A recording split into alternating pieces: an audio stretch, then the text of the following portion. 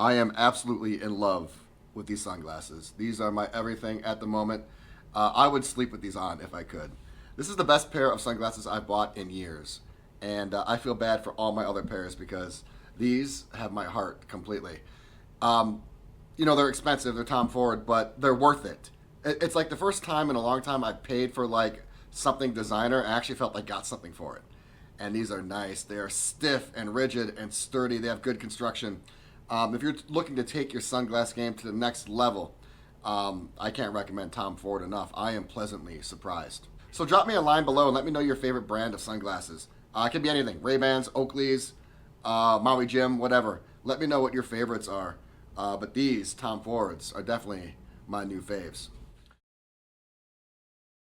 Day number 20, I'm feeling fantastic. I feel like I'm oscillating between days. I feel fantastic. I feel tired. I feel marvelous. Dead to the world. Feeling amazing. Questioning my life. Like I'm just oscillating back and forth. I don't know. I don't know what it is. But yeah, today was a fantastic day and I had a crazy busy day. I think today, from a productivity standpoint, was my craziest day and I'm feeling the best. It's late right now. I need to check out of Flamingo tomorrow morning and head over to the link, which is right next door. As I talked to you about, I am nervous for that trip. There's a lot of hijinks and a lot of fun going on over at the link, and I'm there during the weekend, and I've never been there before, so I'm going to try to do as much as possible. So that is going to be an interesting one. Bugsy and Myers. I'm going to touch on Bugsy and Myers really quickly. There's a lot of hype going into this because it is one of the newest Las Vegas steakhouses. And it's like modernly classic or classically modern. And I had a fantastic meal there. Do not get me wrong. Is it a top 10 Vegas steakhouse? I still need to make the video on this. And you might have actually already seen that video because I'm going to air this 30-day in Vegas miniseries after all my other content. So you probably maybe even saw the video. I really still need to formulate my thoughts. That's why I really haven't made it yet because I don't know how I feel about it. In some ways, I think it could be a top 10 steakhouse, maybe. But in some ways, I don't know, it just didn't move me. When you eat at these high-end places like a John George's Prime or an SW Steakhouse or a Bazaar Meats or like a Wolfgang Puck Cut, you need to have that X factor because the food is going to be great. It better be.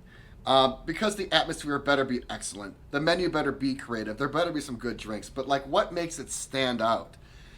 And I don't know, I think it's just because I've eaten at like all the best restaurants. I now kind of have like a benchmark for what is the elite, what is great, and what is average. And I don't know, Bugsy and Myers just didn't move me. I just wasn't moved. Is it the best restaurant at Flamingo? Without a doubt. By far. Not even a question. Yeah, it's unparalleled. But when you compare it to the other heavy hitters, it just didn't move me. I wasn't moved.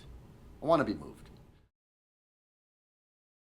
Tonight, I did something that I loved. I went to Margaritaville.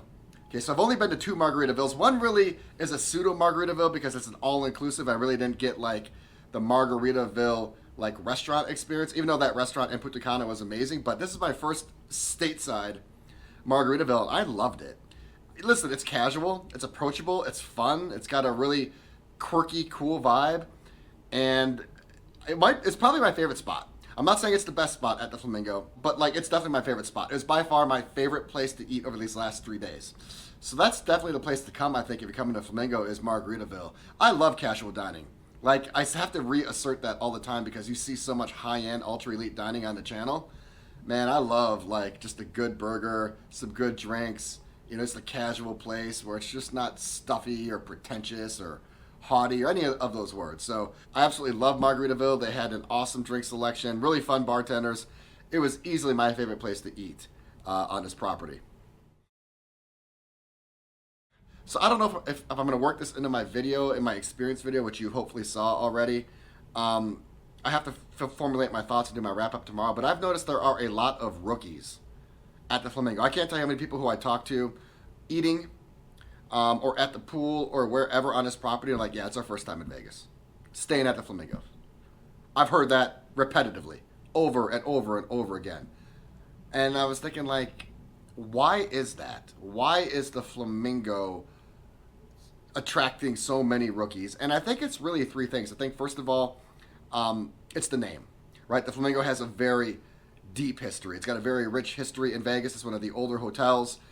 It has a great brand. It's been on the strip for a long time. The facade, the outside of the building just has that really cool lighting. I mean, I think the Flamingo is one of the most iconic hotels in Las Vegas. I put it at number 5 probably. So I think because it has such a steep history, and I think because it has just a really reputable brand, I think people book it just on that. Like, oh yeah, Flamingo, we'll stay there. It's like almost something you can't go wrong with, I think, if you're a first timer. So that's number 1. Number 2, I think it's location.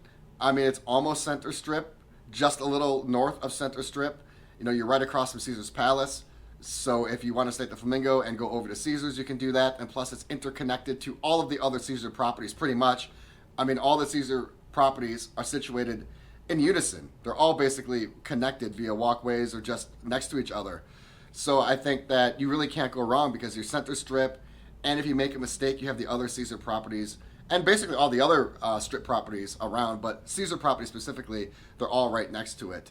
I think lastly, one of the biggest reasons is because it's affordable. It's an affordable strip property, which is getting difficult to define because Vegas prices are crazy now.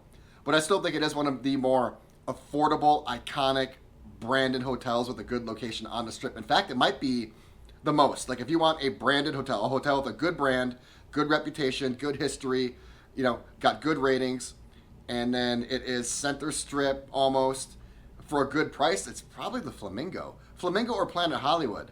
And I think the Flamingo has a better pool than Planet Hollywood.